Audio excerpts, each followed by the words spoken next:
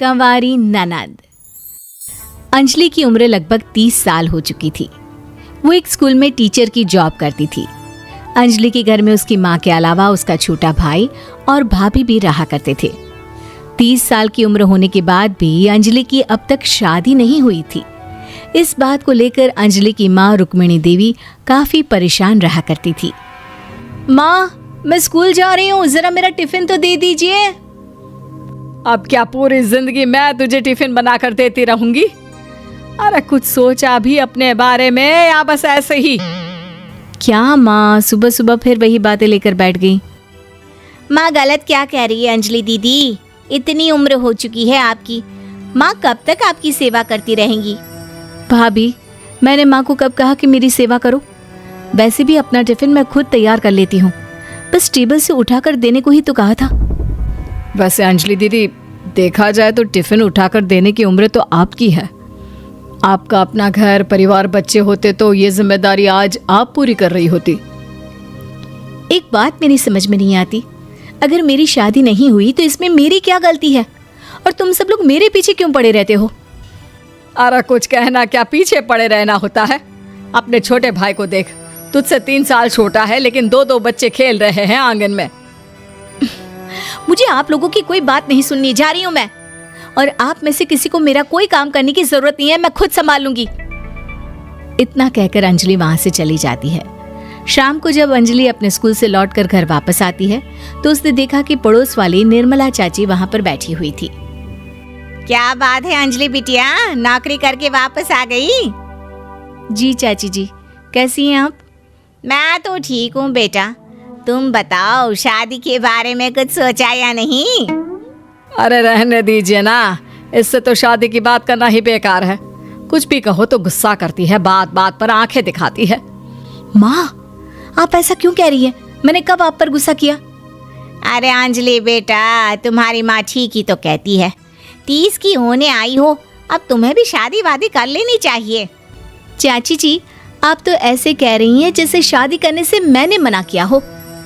रहने दीजिए निर्मला चाची, हमारी अंजलि दीदी को अभी तक उनकी पसंद का दूल्हा नहीं मिला ना, इसीलिए वो शादी नहीं कर रही।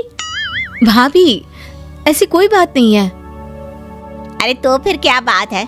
तुम्हारी माँ ने तुम्हारे लिए इतने रिश्ते ढूंढे लेकिन तुम्हें कोई पसंद ही नहीं आता। क्या है ना चाची जी, हमारी ननद रानी नौकरी जो करती है ऐसे ही थोड़ी ना किसी को पसंद कर लेंगी। अरे भाई, नौकरी का घमंड है तो बात अलग है, कोई और बात हो तो बताओ, कोई रास्ता निकाला जाए। नहीं नहीं चाची जी, कोई बात नहीं है, बस मुझे अभी तक अपनी पसंद का कोई मिला नहीं है। सुन लिया आपने? इस लड़की के तो पर निकल आए हैं और इतनी उम्र में अपनी पसंद का कोई मिलेगा भी नहीं इसे। माँ, आप मेरी शादी को लेकर हमेशा मुझे ताने क्यों मारती रहती हैं? अपनी माँ की बातें तो ताने लगती है। ताने हैं? बताओ, मैंने कुछ गलत कहा क्या? देखो, ये सब छोड़ो, मेरी दूर की बुआ का बेटा है, उसकी अभी शादी नहीं हुई है, उम्र होगी कोई 34-35 साल। आप कहें तो बात आगे बढ़ाऊं? अरे हाँ हाँ, क्यों नहीं, ये भी कोई पूछने की बात है।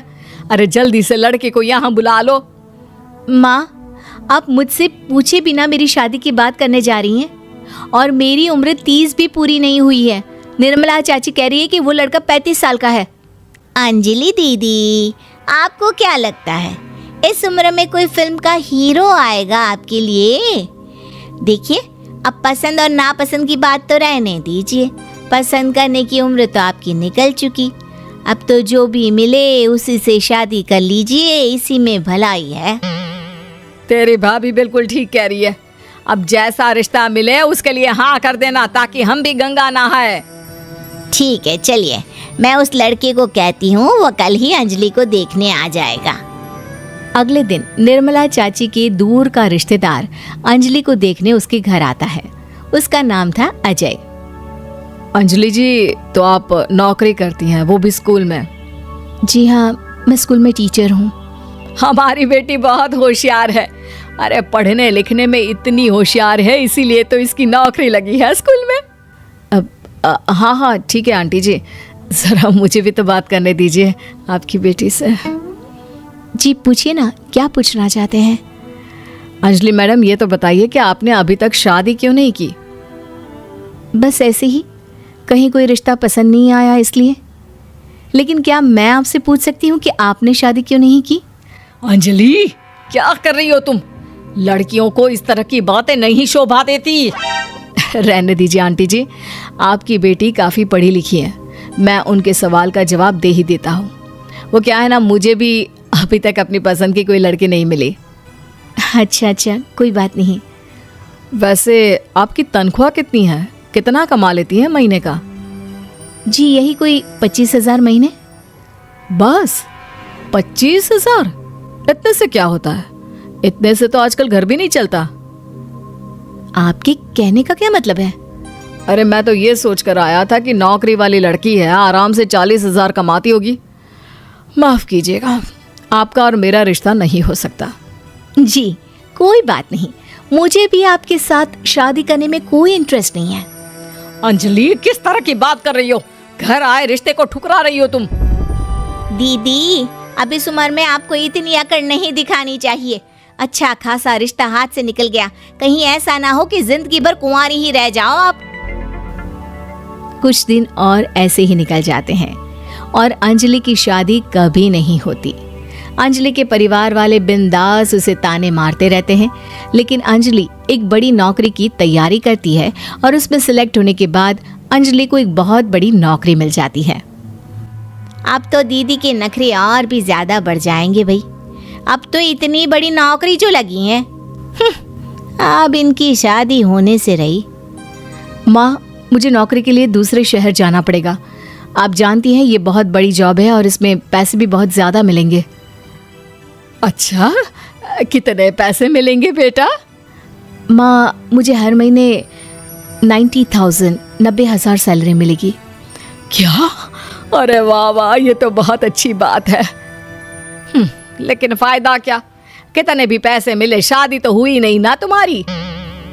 अंजलि नौकरी करने के लिए दूसरे शहर में चली जाती है और जब कुछ महीनों के बाद वो वापस घर आती है तो उसे अपने पति के साथ देखकर उसके घर वाले हैरान रह जाते हैं। अरे अंजलि, तूने शादी कर ली और हमें बताया तक नहीं। और दामाद जी करते क्या है? इतनी बड़ी कार है उनकी। माँ, मैं आपको सब कुछ बताना चाहती थी, लेकिन आप सबके ताने सुनकर बहुत दुखी हो गई थी और इसलिए मैंने अपनी पसंद से शादी कर ली। मेरे पति मेरे साथ ही ऑफिस में नौकरी करते हैं और बहुत बड़े अफसर हैं। और एक बात बताऊं माँ, आज मैं बहुत खुश हूँ।